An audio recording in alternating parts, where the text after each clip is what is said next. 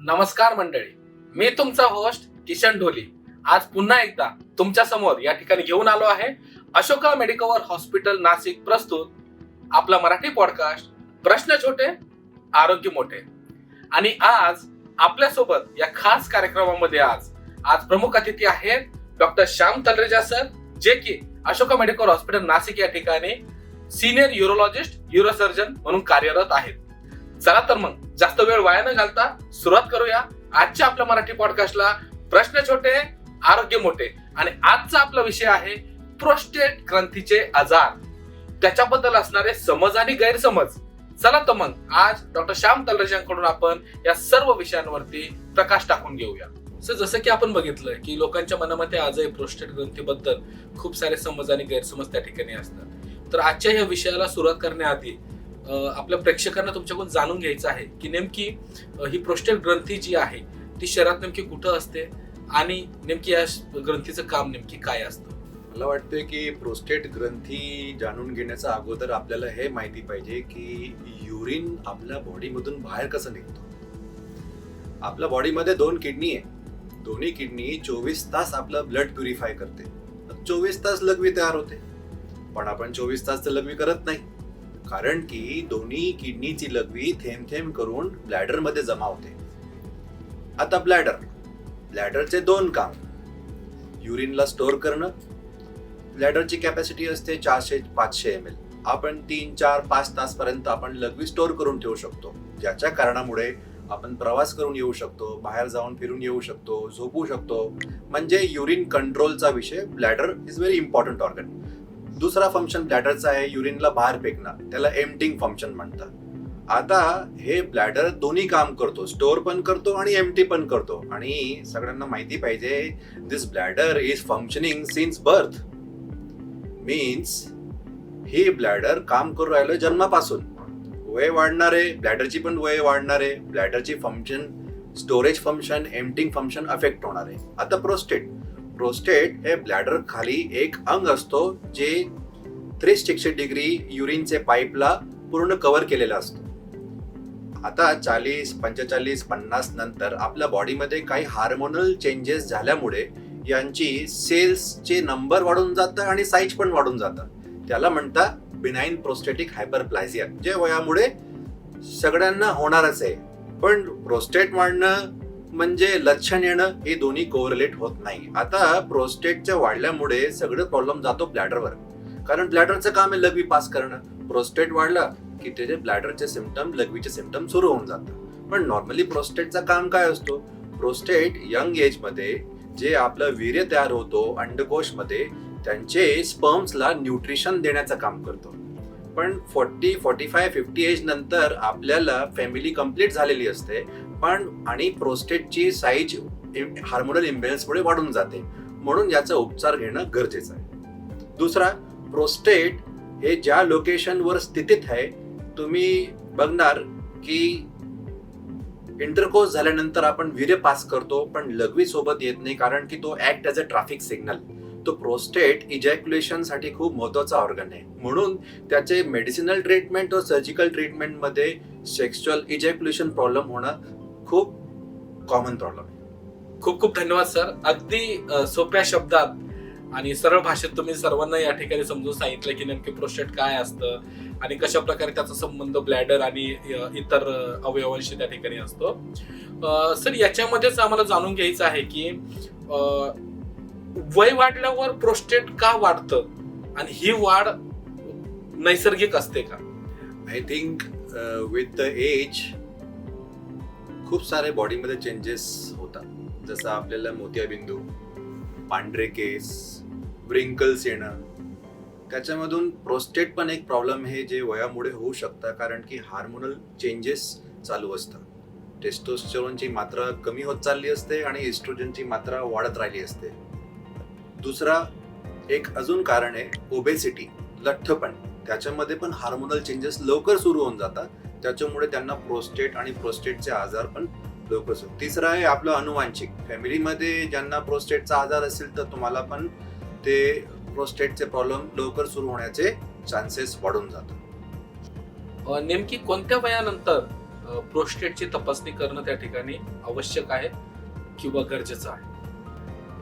मी तुम्हाला ऑलरेडी सांगितलं की आपल्या प्रोस्टेटचा इन्सिडन्स असं आहे की 40-50 नंतर 50% लोकांना प्रोस्टेटची साईज वाढलेली असते आणि ही साईज वाढतच राहते आणि 70-80% 8 इयर्स नंतर ते 80% लोकांना प्रोस्टेटची साईज वाढलेली असते. प्रोस्टेटचे लक्षण मध्ये बघितलं गेलं तर आपल्याला जेव्हा लक्षणची सुरुवात झाली की आपल्याला लघवीचा फ्लो कमी होऊ राहिलोय, धार कमजोर होऊ राहिली आणि आपल्याला लघवी सुरू करायला वेळ लागतोय, लघवी थांबून थांबून येते, अटकून येते, जोर लावा लागतो आणि लघवी केल्यानंतर असं वाटते की पूर्ण झाली नाहीये, हे लक्षण सुरू झाल्यावर तुम्हाला एकदा याची चेकअप करून घेतले पाहिजे. सर, बऱ्याचशा वेळेस या प्रोस्टेट ग्रंथीच्या आजारामध्ये रात्री लघवीला वारंवार जावं लागतं, हे कितपत गंभीर असू शकतं sir? I think this is very important question. रात्री एखादी वेळ लघवी जाणं हे नॉर्मल आहे आपल्यासाठी, पण वारंवार जाणं याच्यामध्ये आपली स्लीप तर डिस्टर्ब होणार आहे, पण जसं जसं आपली वय वाढते आपले शरीरामध्ये भरपूर दुसरे आजार पण चालू असतात, वीकनेस असते आणि तुम्ही खूप ऐकलं असेल की रात्री बाथरूम मध्ये गेले लघवी करायला आणि ते पडून गेले, म्हणजे फ्रॅक्चर, हेड इंजुरी, कधी कधी घाम सुटणं, चेस्ट पेन, भरपूर ऍक्सिडेंट्स बाथरूम मध्ये होतात. म्हणून रात्री वारंवार लघवी करणं गंभीर अवस्था आहे आणि आपल्या ट्रीटमेंटचा, मेडिकल असो या सर्जिकल असो, आपला टार्गेट असं आहे की आपले पेशंटची रात्रीची लघवी थांबली पाहिजे. सर, जेव्हा पेशंट तुमच्याकडे प्रोस्टेटच्या समस्यांनी येतात वेगवेगळ्या चिन्ह लक्षणांसोबत, तर त्यावेळेस तुम्ही कोणत्या कोणत्या प्रकारच्या तपासण्या त्यांना लिहून देतात किंवा नेमकी कशा प्रकारे तुम्ही पुढच्या ट्रीटमेंटची वाटचाल करता? जसं मी तुम्हाला सांगितलं की पुरुषांमध्ये 50 वर्षानंतर हे प्रोस्टेटची साईज वाढून जाते, त्यांना सिम्पटम्स, लक्षण सुरू होऊन जाता यायला, आम्ही सर्वात पहिला त्यांचे फिजिकल एक्झामिनेशन करतो, कारण भरपूर गोष्ट फिजिकल एक्झामिनेशनवर आयडिया येऊन जाते की त्यांना त्रास कशामुळे होतोय. आणि युरिनचं रुटीन टेस्ट आणि सिरम PSA टेस्ट, त्याला प्रोस्टेट स्पेसिफिक अँटीजन टेस्ट बोलला जातो. सोबत आम्ही एक अल्ट्रासोनोग्राफी स्कॅन सजेस्ट करतो, ज्याच्यामध्ये पेशंटला पाणी पिऊन लघवीला थांबून सोनोग्राफी करायची असते. त्याच्यामध्ये सोनोग्राफीचे डॉक्टर त्यांचे प्रोस्टेटची साईज बघणार आणि ब्लॅडरची कॅपॅसिटी बघणार आणि त्यांना लघवी केल्यानंतर परत स्कॅन करायचे असते, हे बघण्यासाठी की प्रोस्टेट वाढल्यामुळे किती लघवी अटकली होती पेशीमध्ये, का आपलं हे कारण तर नाहीये त्यांना परत परत जाता लघवीला दिवसात रात्री. याच्यामध्ये आपल्याला आयडिया येऊन जाते की त्यांना प्रोस्टेटचे आजार आणि त्यांचे सिम्पटम्स किती सिव्हिअर आहे. सर, रुग्ण तुमच्याकडे आला, तुम्ही चाचण्या लिहून दिल्या आणि सोनोग्राफी पण झाली आणि तुमच्या लक्षात आलं की प्रोस्टेट आहे, आणि मग त्यानंतरची ट्रीटमेंटची वाटचाल नेमकी कशी असते? रुग्णामध्ये पेशंटला प्रोस्टेट एनलार्जमेंटचा डायग्नोसिस झाल्यानंतर आम्ही त्यांचे सिम्पटम्स परत एकदा डिस्कस करतो आणि बेस्ड ऑन सिम्पटम्स आम्ही त्यांना फर्स्ट लाईफस्टाईल मॉडिफाय करायला सांगतो.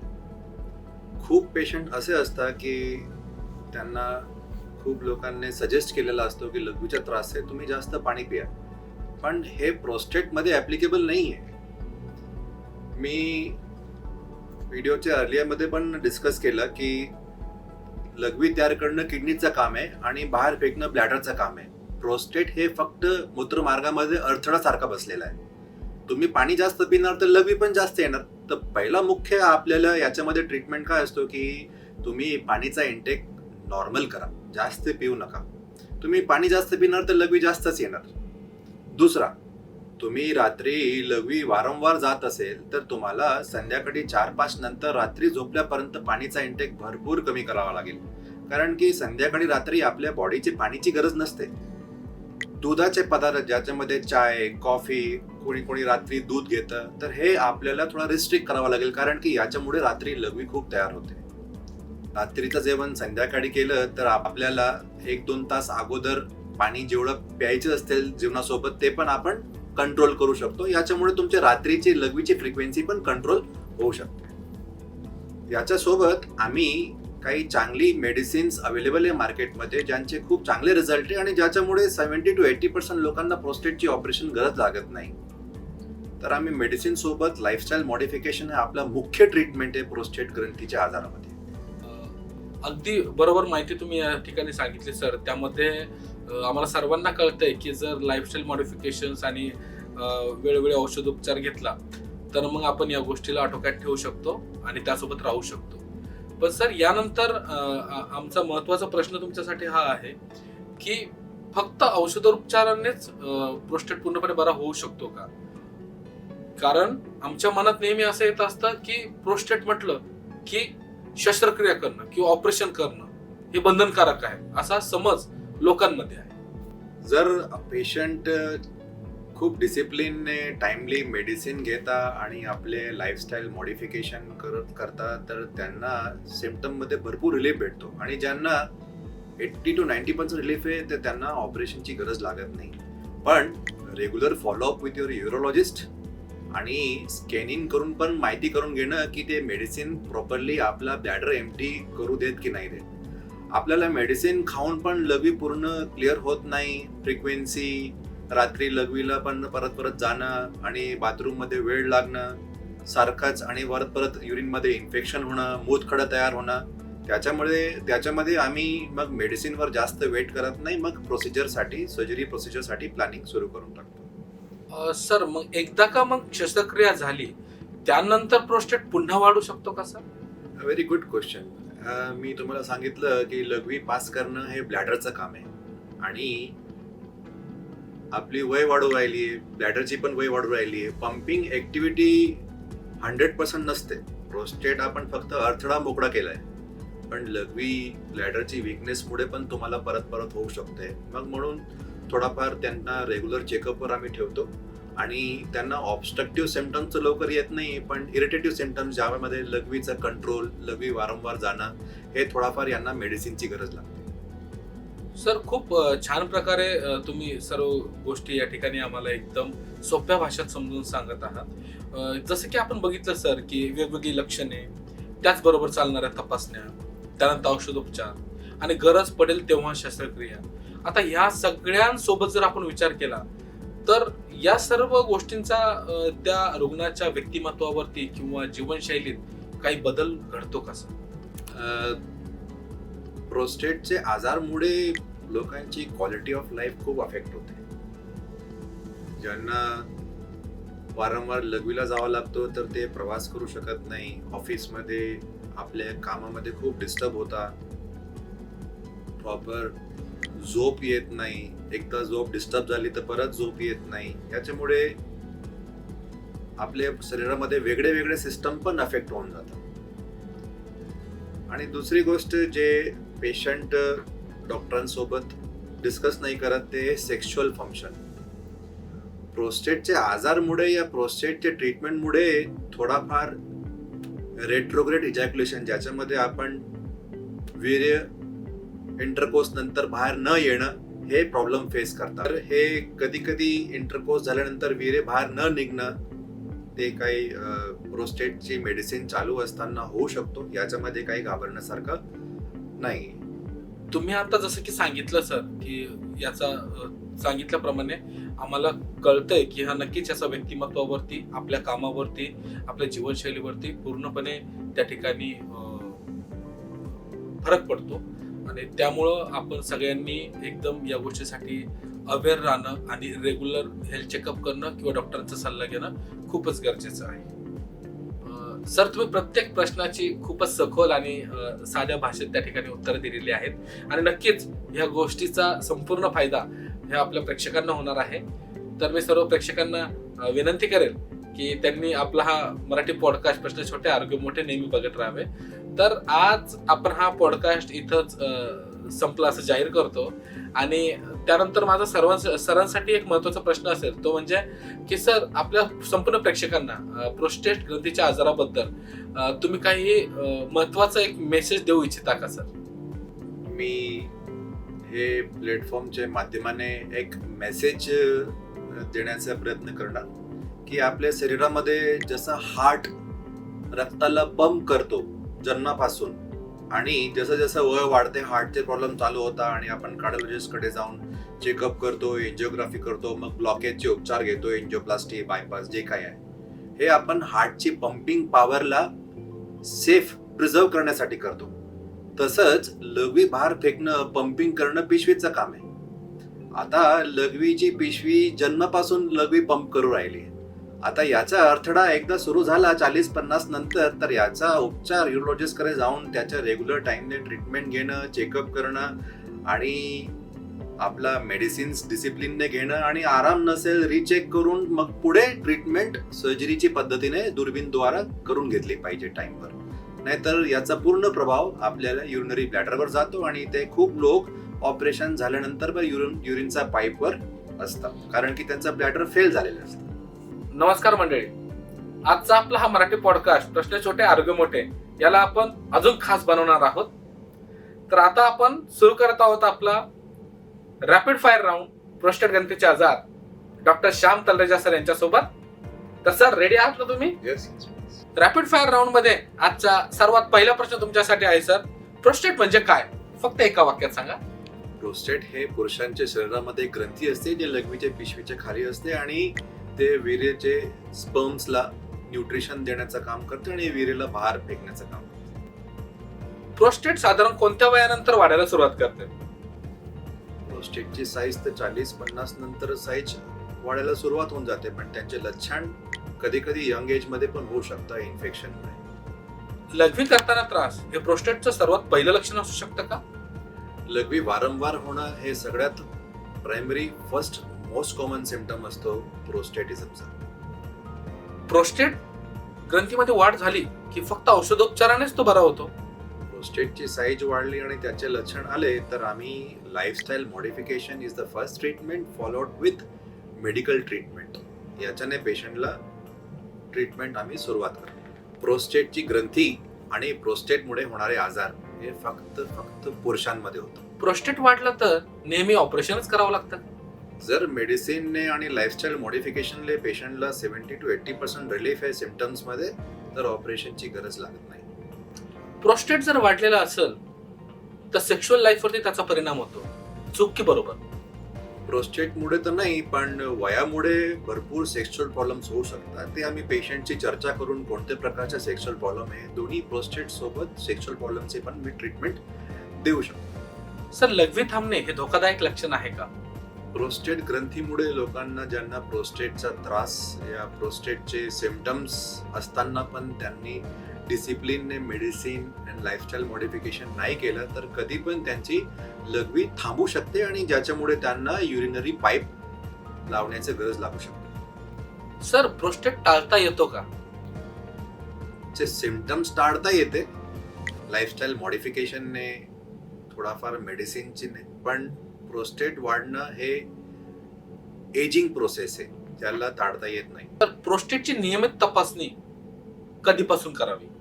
नॉर्मली 45-50 नंतर आपल्याला स्वतःचा रेग्युलर हेल्थ चेक केला पाहिजे आणि ज्याच्यामध्ये सिरम, PSA टेस्ट आणि सोनोग्राफी केलं जातं, ज्याच्यामध्ये आपल्याला प्रोस्टेटची माहिती मिळून जाते. बऱ्याचशा लोकांचा गैरसमज आहे की घरगुती उपायांनी उपचार करता येतो, हे शक्य आहे का सर? Absolutely not. सर तुम्ही एकही उत्तर न अडखळता अशा पद्धतीने दिलेलं आहे. शेवटचा प्रश्न तुमच्यासाठी सर, एका वाक्यात तुमचा सल्ला सर्व पुरुषांसाठी. माझा मेसेज असं राहील की जसं जसं आपली वय वाढते, भरपूर लोकांना असं वाटते की लघवी स्लो होणं आपल्याला अशक्तपणामुळे होतो या वयामुळे असतो, पण हे प्रोस्टेट ग्रंथीच्या कारणामुळे मोस्ट कॉमनली बघितलं गेलेलं आहे आणि आपली चेकअप करून घेणं, आरोग्याची सुरक्षा करणं खूप गरजेचं आहे. सर्वप्रथम आजच्या आपल्या पॉडकास्टसाठी आपला वेळात वेळ काढून उपस्थित राहिल्याबद्दल डॉक्टर श्याम तलरेजा सर तुमचे खूप खूप मनापासून आभार या ठिकाणी. आणि सर्व प्रेक्षक श्रोत्यांना माझा या ठिकाणी मोठा धन्यवाद. तुम्ही या ठिकाणी वेळोवेळी आमचा पॉडकास्ट बघत असतात आणि प्रश्न आम्हाला विचारत असतात. तर अजूनही तुमच्या काहीही समस्या किंवा तुमच्या अजूनही काही शंका असतील लघवीच्या बाबतीतला म्हणा किंवा मग प्रोस्टेट ग्रंथीच्या बाबतीतला म्हणा, तर तुम्ही खाली कमेंट बॉक्समध्ये कमेंट करू शकतात. म्हणजे आमच्या अशोका मेडिकल हॉस्पिटलची टीम तुमच्यापर्यंत पोहोचेल आणि तुम्हाला योग्य ती माहिती त्या ठिकाणी तुम्हाला पुरवली जाईल. तर आमचा हा मराठी पॉडकास्ट बघण्यासाठी खूप खूप धन्यवाद. पुन्हा भेटूया एका नवीन विषयासोबत.